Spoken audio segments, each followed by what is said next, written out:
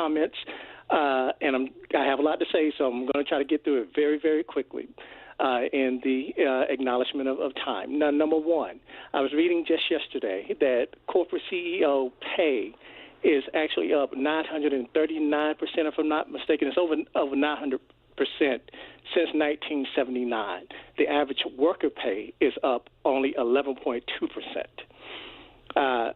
President Obama instituted the largest middle-class tax cut in the history of this country. That is a fact. We do not have the highest corporate average tax rate in the world. When you consider all the benefits, all the carve-outs in the tax structure, the average corporate tax rate is about 12%, if I'm not mistaken. Number four, for these gentlemen for the Center for American Progress, please stop adopting the speech of this person on the right wing and right wingers in general. It's not tax reform; it's tax cuts. We are not talking about entitlement programs either. These are earned benefits. Stop adopting their speech. All right, let's let them both respond. I want to let Romina go first. So entitlement program actually is actually a legal term. It's not a term that we've made up or anything. What it means is that individuals are eligible for certain benefits by meeting certain eligibility criteria. I think sometimes people confuse it with what's used maybe by Urban Dictionary, which is the idea that perhaps these are benefits that aren't earned or that they're not deserving of them. But that's not what that really means.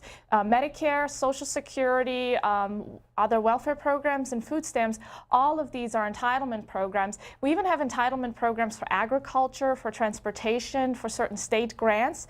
So I know it's sometimes difficult. People grapple with that term. Other terms are mandatory programs. It doesn't mean that we have to fund them.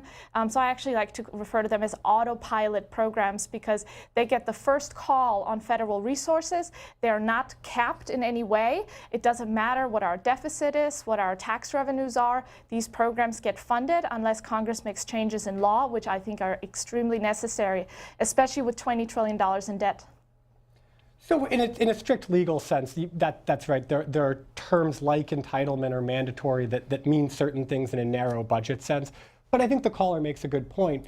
If we're being honest, a lot of people throw around the word entitlement as a pejorative, and they shouldn't. And when I think of these programs, I think of them as programs that maintain basic living standards. When you're thinking about some standard of living in retirement and health care and nutrition and disability benefits. Now, and there's also a very good point earlier about the distinction between tax cuts and tax reform. Now, frankly, it's not clear what path the Republicans in Congress are going to pursue, but I think the caller's absolutely right to be worried that rather than seeing a tax reform, we're really just going to see tax cuts.